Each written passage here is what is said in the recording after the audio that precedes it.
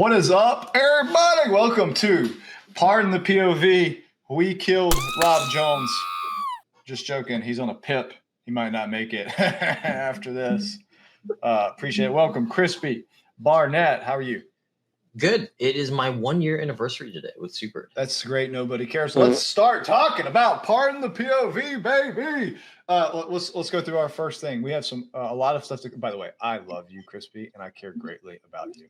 That was just joking. I felt so mean saying that. I'm only doing that. Robert told me to, and I felt bad about it. So, yeah, he's on a pip. Not listening to him. Okay, let's get started. The first headline is sales training dead or just doing it wrong?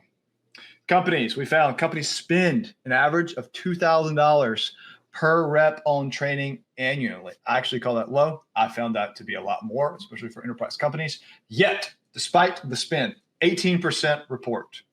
18% report measurable improvement in quota attainment, meaning it's not working.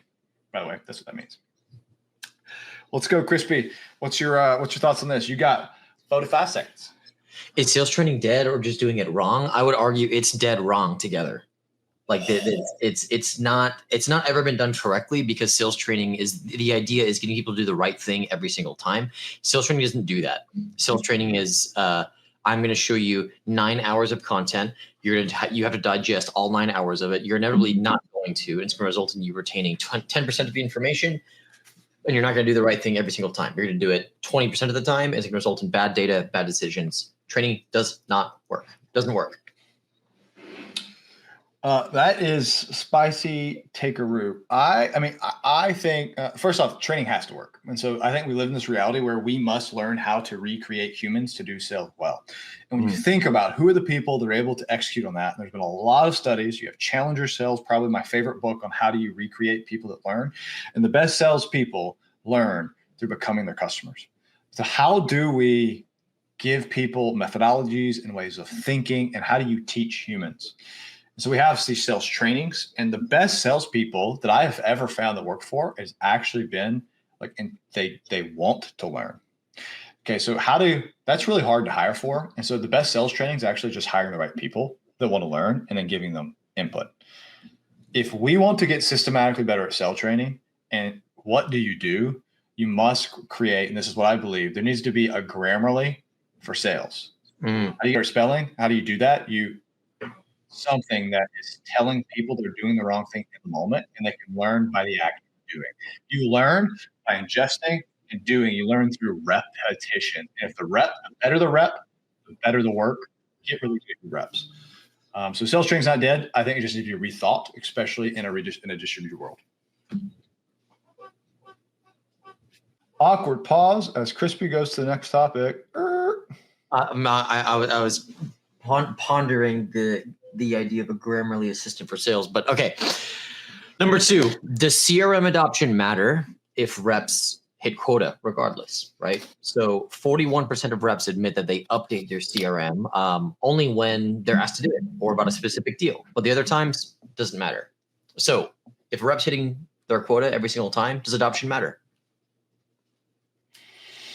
If a rep is hitting their quota, I want to recreate that rep. And in order to recreate something, I first must measure it and know what's being done.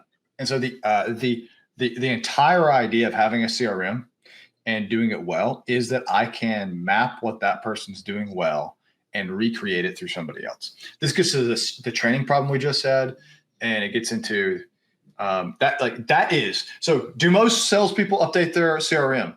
No. How do we recreate people is we must measure processes, we must measure the best, and then we recreate the best.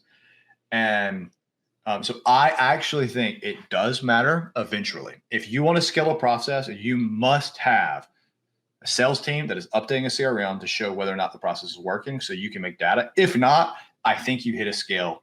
You have a lone wolf and you hit a scale problem, period. So yes. Yeah. I agree. And I think it's don't settle for medium is my thought. Settle for the best. Whereas if you want a rep that hits quota, doesn't update the CRM, that's like the middle point. We're like, that's cool and that's good. I would much rather have the rep that hits quota because they update the CRM, right? 2 of the best possible, traits from a rep. And so as an example, like our best performing rep in the business right now is also vigilant about updating the CRM. It's not like there are 2 different opposing forces. They are collectively what makes him the best. Yes, he also complains the most about it and thus creates the most automations around him. And that's what I mean, recreating is we support the best. So agreed. Next, are sales methodologies useful or just expensive jargon? The Sales Management Association says companies with formal methodologies see 12% higher quota attainment, except 67% of the reps can't even name their company's methodology. Spin, Challenger, Sandler, MedPig. Are these actually useful or just expensive ways to say, ask better questions, Crispy? Sales methodologies are like assholes where everyone has one. That's my opinion. And it's... some smell better than others, just to be clear. Exactly. Yeah, exactly.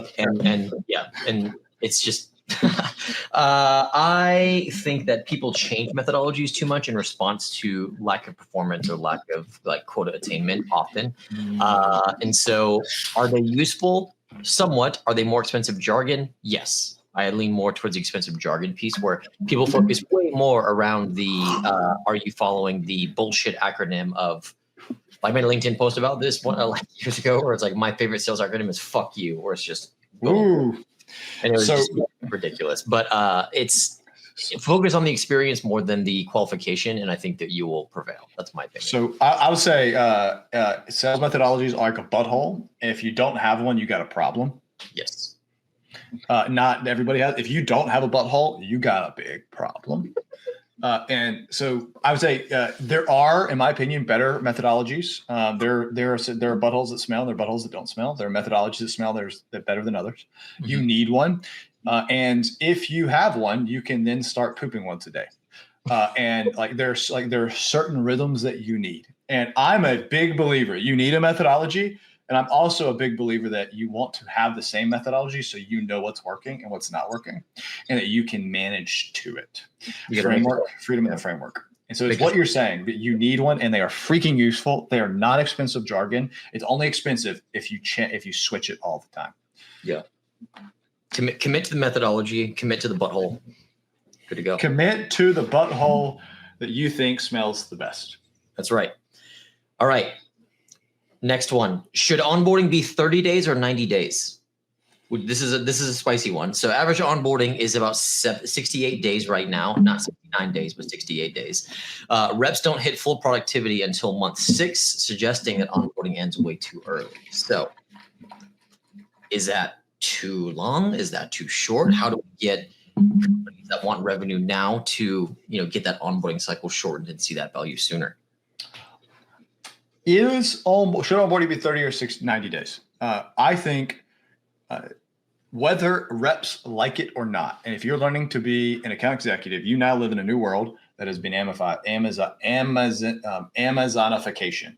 Everybody expects value quicker. They expect it faster. And so your onboarding, the question here is, you're going to be expected to be a full producing rep in 60 days, whether you like it or not. And AI will be built around you getting there. So to me, it's not a question on should or should it not be. The question is, do you have, as a sales manager, the stack to execute on that? And as a rep, get your mind right, because that's what you're going to be doing. And if you don't, you're set up for failure. Yeah. Yeah. It's interesting. Yeah. I think that the Amazonification of I want it now is very powerful. Reps don't hit full productivity until month 6. That sounds wild to me. And that, I think in our business setting is not something we would do.